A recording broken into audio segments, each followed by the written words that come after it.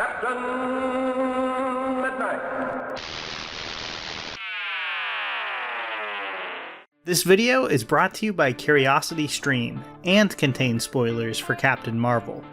There's been over 20 movies in the Marvel Cinematic Universe, over 20 stories of heroes and villains, and that's not even counting things like Agent Carter or Agents of S.H.I.E.L.D. It's over a decade of material now. And with all the weight of that history comes the need to make each project stand out, to make this latest adventure feel fresh and new. Things like Thor Ragnarok, Guardians of the Galaxy, and Captain America Winter Soldier have all done this in the past, while stuff like Ant-Man and the Wasp, maybe not so much. And sadly, I think that Captain Marvel falls a lot closer to that movie on the scale than something like Ragnarok. You know, it's weird because for all the supposed controversy surrounding this movie, honestly, in my opinion, there just isn't that much of substance to talk about in the film itself. Now, it's not a terrible movie by any means. I think it's really watchable. It has some very likable performances, some solid punchlines, and some decent production design. But it does nothing to really set itself apart from the usual expectations that we have from MCU films.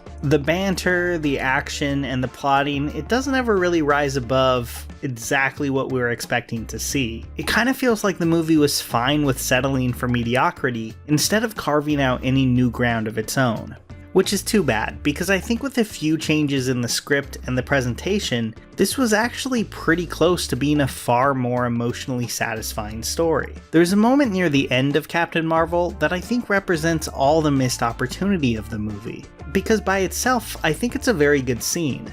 In it, Jude Law's Yon-Rogg makes a last-minute attempt to beat Carol Danvers by appealing to their past, challenging her to a more traditional duel like the one they had at the beginning of the movie. He's hoping that Carol's need to prove herself to him will spare him from her superpowers. But of course, Carol pulls an Indiana Jones and doesn't take the bait, telling him that she doesn't need to prove herself to him at all. Like I said, I think in isolation this scene basically works. It's an exciting moment, but it was supposed to be more than that because it's kind of the emotional climax of the movie. And on that front, I just don't think it works very well. Because here's the thing, there wasn't a single doubt in my mind that Carol would immediately see through his ruse and react like she did. He's trying to play on her insecurity, this idea that she will desperately want his approval, when it doesn't seem like that was ever something that was really that important to her. To make this moment work, the first 20 or so minutes of the film kind of needs a complete rewrite, so let's start there.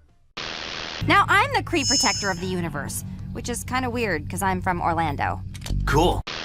So I think Brie Larson is pretty good as Carol Danvers, especially during more conversational scenes when she's not given bad dialogue like saying the tagline of the movie in the movie. I don't really think she was the problem here. The problem is that the script is trying to do a few too many things right from the start. This is Carol Danvers' first appearance, so it makes sense that they would want to put their best foot forward with her. We get a little bit of her mysterious backstory, her being fun and bantery with Jude Law, her talking to the Supreme Intelligence, and a little bit of her hanging out with the Kree team before she gets captured. And again, taken by themselves, I don't think these are horrible scenes or anything, but they rob Carol of a much deeper character arc. She never actually seems like she needs Jude Law's character's approval, so it can't feel all that triumphant when she rejects it. And the big twist that she's actually on the side of the villains doesn't hit very hard either. I've heard a lot of people defend this by saying it wasn't supposed to be a huge twist anyway. After all, we know from previous films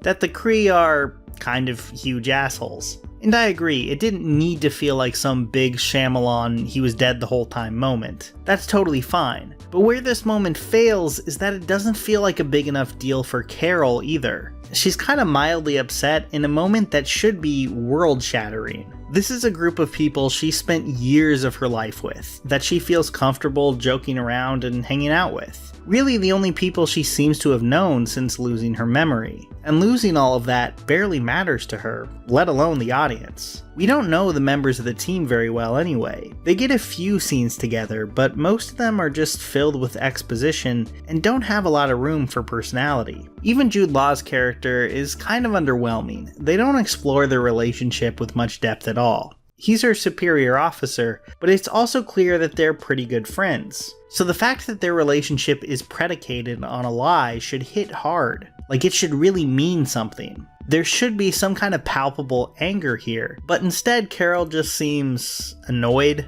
Honestly, characters in this movie keep telling her she's too emotional, but one of my biggest problems with the film is that it doesn't actually explore her actual feelings nearly enough. Carol has a big moment that very literally makes it clear that she gets back up after being knocked down every time, but I wish they had sold that betrayal of everything she thought her life was much better, so when she gets back up, it feels like a much bigger deal.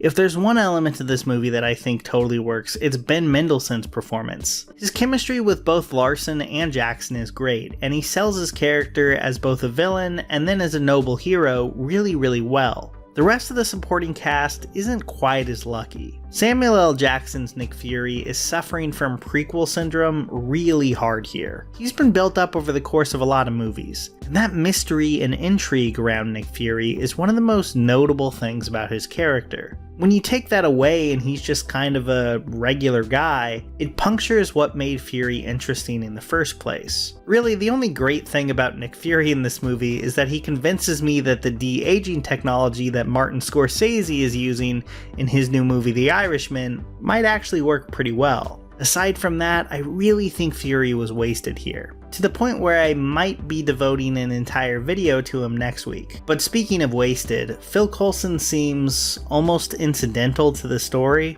Like, don't get me wrong, it's nice to see a familiar face with a new hairline, but if we didn't know this character from previous films, almost nothing he does here, except maybe let Fury and Carol get away, would be very notable at all. I did like Maria and her daughter okay, even if they didn't have all that much to do and the precocious kid acting was a bit much for me. At least they give future Captain Marvel stories their own supporting cast to lean on, so that's something.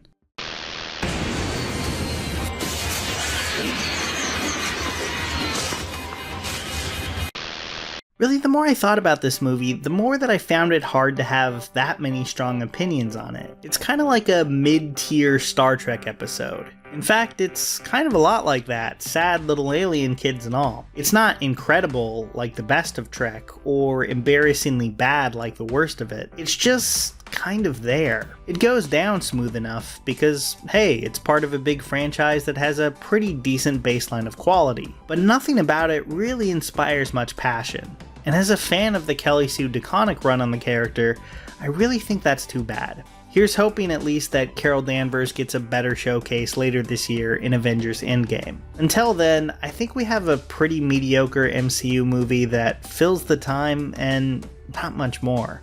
So yeah, it was kind of a bummer that Captain Marvel didn't exactly blow my mind. Thankfully, there was something this week that actually did do that, a documentary series called The History of Food. And look, I get you might be thinking, food? That sounds random. And hey, I was right there with you, but then I watched it and found out I knew literally nothing about food. This series combines history and science in a way that gave me a totally new perspective on the subject. Honestly, it made me want to try new things and eat better in general. It was that good. And you can watch it for free on Curiosity Stream. One of my favorite streaming platforms, this was actually founded by the same guy as the Discovery Channel. And if you love documentaries, you can't miss it.